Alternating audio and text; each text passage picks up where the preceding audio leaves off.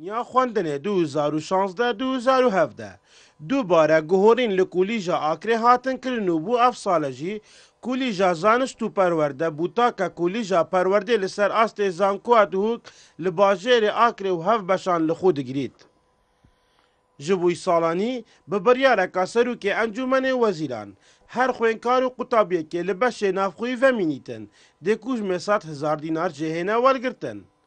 Belê wek harûkarî bi wan xwênkar û qutabiyan li ser astê zanîngeha Duhokê ev kujme bû 50,000 hatiye kêmkirin. Ew çîkira 50,000 teman zankoya Duhokê hemû yekî 50,000 ez zanim em bijim zankoya zû xweşa kiriye 50,000 dînar. Rastî ev me wek destpêkek yanî me gotî carek em de 50,000 qutabiyê wergirîn. Rasta biryara hikûmetê ew em tîva cebecêşkeyn. Bel carek de 50,000 wergirîn. Heta nûke piştînkî em nizanî ku dê çi lê hêt. Me gotî bû vî barodûxey çêbît gelek giran ser telebeyê pirawastî. Derbarê qeyrana darayî û kartêkirin li ser rewşa mamostayên zanîngehê û barodûxê aboriyê wan ragirê Kulîja Perwerde Akrê xuya diket ke ev ê qeyranê kartêkirin li ser rewşa wan kiriye.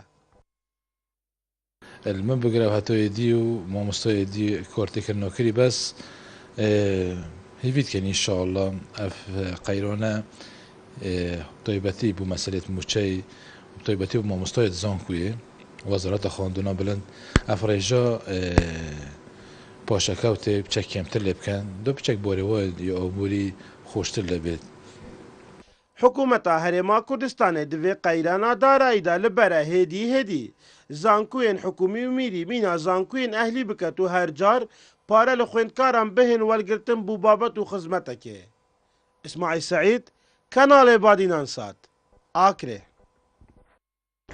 دقل نسيك بونا ورزي زوستان نو هاتا نوكا حكومة هرمي تشجوانك بودا باشكرنا غاز اسبي بسر ولاتيان دا ندايا بهاي غاز اسبي لبازاريجي روج بوروجي غران تردبيتن لورا ولاتي دا خازيكن كودنا فافن همي قيرانان دا حكومة قيرانان زيادة ترلينا كاتن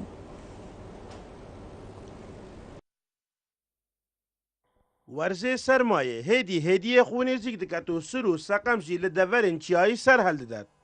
Xelek jî hêşiyê çavereyî destê hikûmetê ye bû damînkirina nefta spiya malan bû werzê zivistanê. Belê wekiya xuya tanûke hikûmetê hîç planek niye bû dabeşkirina nefta spî.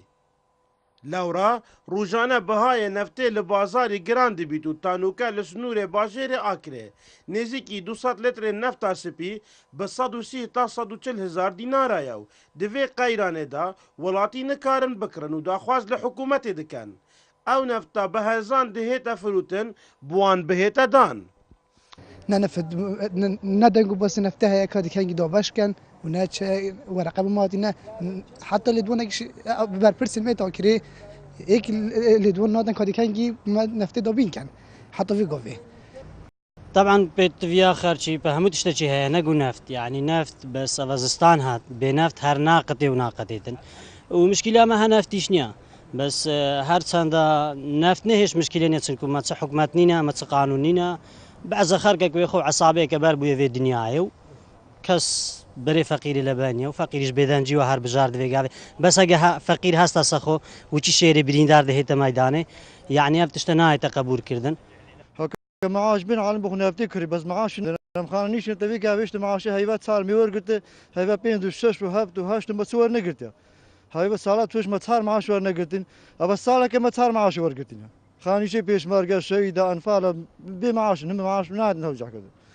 قایمه قصا آکریجی خویا دکت که اوان پارێزگeh ئاگادار کیە li pêtiviyên vê deverê bû nefta spî û nexwasme li deverên çiyayî û hewlên wan berdewam min.